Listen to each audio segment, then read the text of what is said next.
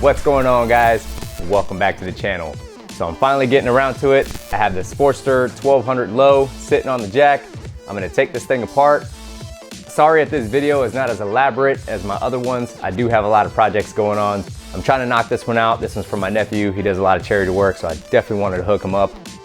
I will get detailed with some things, but you know, taking a fender off or something like that, I'm not gonna get really too detailed with. So I'm gonna strip this thing down, but once we get everything painted, everything worked on, and I start putting things back together, I'll start shooting some more videos on it, to make it look pretty and then make it perform. So let's get to it.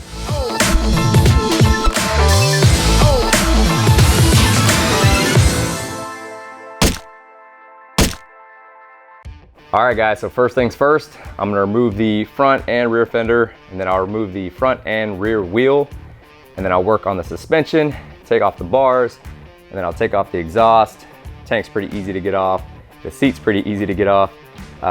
Just all these side panels, everything like that, and obviously we're gonna get these shocks off to get that rear wheel off.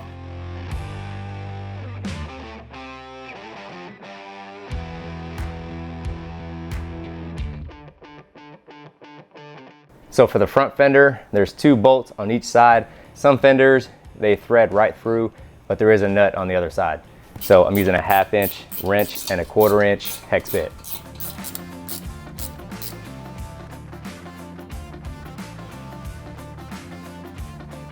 All right, guys, so what I like to do, I like to put my bolts into a bag and then I'll just label it just so I know what bolts go where. So before I continue any other work, I'm gonna pull the main fuse. So here, I'm just using a 10mm wrench, or you can use a Phillips screwdriver. So I'll disconnect the fuel line here. It's just this little collar you push up and it disconnects. And then you have a cable that runs down. This one, obviously it's a little bit more organized when there's not cables everywhere. And then you just disconnect it here. And it's just a plug and play connector. And that's pretty much it. So I'll remove the seat and the gas tank. This is a 48 tank. We'll be switching this tank out for another one. But to remove this seat, you have a bolt and a nut on this side. It's a 1/4 inch hex bit and then a 1/2 inch wrench here on this side. And it's the same configuration for the front of the tank. So there's a nut and then a spacer. And you do have some other spacers in between there, so don't lose those. So it's just a bolt with a spacer, another spacer, and you have this spacer on the other side, another spacer, and then your nut. It might be different on yours, but that's how this one's set up. Same thing with the front of the tank. It's a 1/4 inch hex bit and then a 1/2 inch nut on the other side. Just make sure before you remove the tank that you disconnect the fuel line. It's a bolt with a spacer. I just put everything together so I don't lose anything.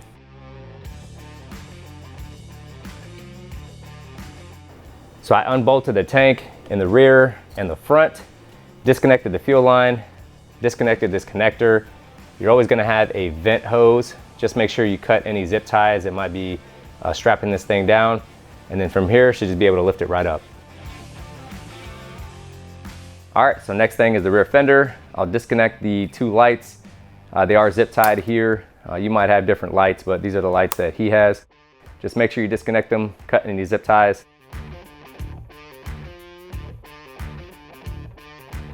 So for the rear tail lights, if I do decide to reuse them, I'm gonna cut the leads close to the harness in the front. That way I can route the wires back through and solder them back together. So for this rear fender, then you have a Torx bolt here and a Torx bolt here, and it's the same thing on the other side.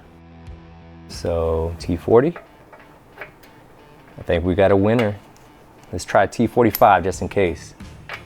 Nope. So we have a T40, so it's a Torx. See how it's a star? Yeah. And it fits in there? Yep. So we call it a T for Torx, and it's a 40. Got it? Got it. I really don't know what 40 stands for, but T stands for Torx. The front one only has a plate behind it, so it threads right into this plate. And in the rear one, it has a 1/2 inch nut. So this side was missing one. This is the one with the plate on the other side. And this one has a 1/2 inch nut on the back, and same thing, T40.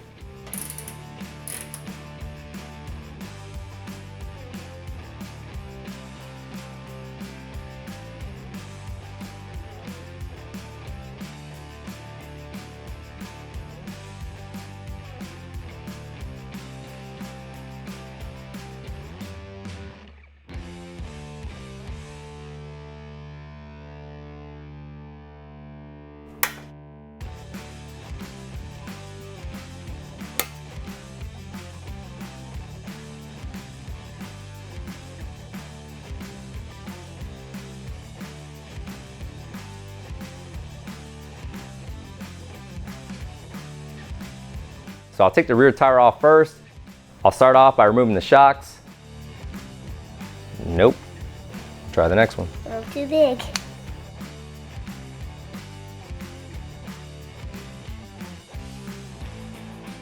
Look at that. It fits. Money.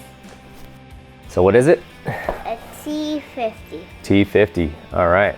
So for the top bolt and the bottom bolt of the shock, it's a T50. And on the bottom bolt, there's a 3/4 inch nut on the backside. So I'll raise the jack up some just to get some tension off of it. So I have tools that can take these out pretty quick, but for some reason, I like using a ratchet. So I won't be keeping these. We have a good set of shocks going on here, and you'll see that later.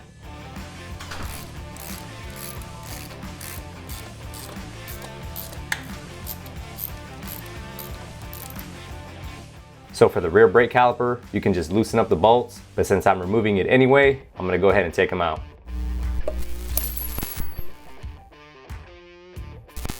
So for the rear axle, this nut here is 1 1/4 inch, and then the other side, it's 1 1/8 inch. But on this nut, I'm gonna use a crescent wrench.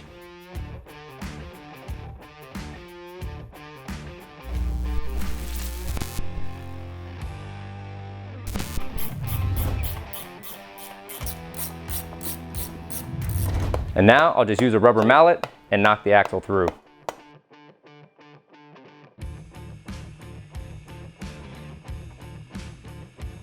So you do have a spacer on each side, so just remember which way it's orientated. You have these lines that are going around the whole diameter of the spacer, and it's facing outboard.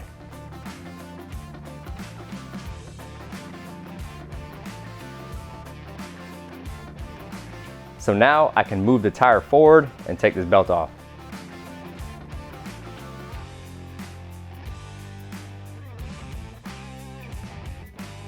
So here I have the rear axle. This is a spacer that was on the right side. And we have the spacer that was on the left side. These grooves were outboard. And I just keep these together so nothing gets lost.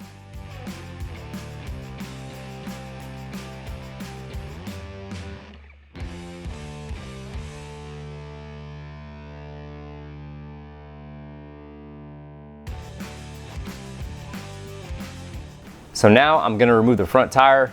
I'll take the brake caliper off. You have these 12-point bolts here. And for this, I'm using a 10mm 12-point socket.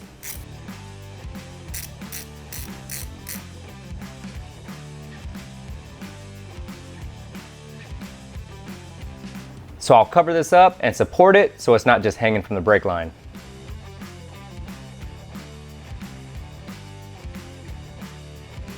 And same thing with the spacers on the front tire. Just keep track of your spacers and which way they're orientated. And as you can see, those groove lines, they're facing outboard.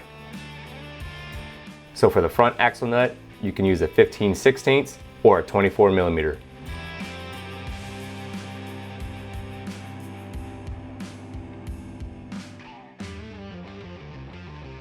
And now I'll just loosen up the pinch bolt on the bottom of the fork slider. And I'm using a 5/16 hex bit and a 9/16 wrench.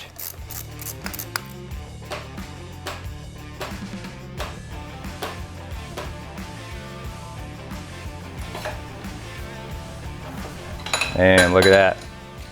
Yeah, we got it. Yeah. Good job.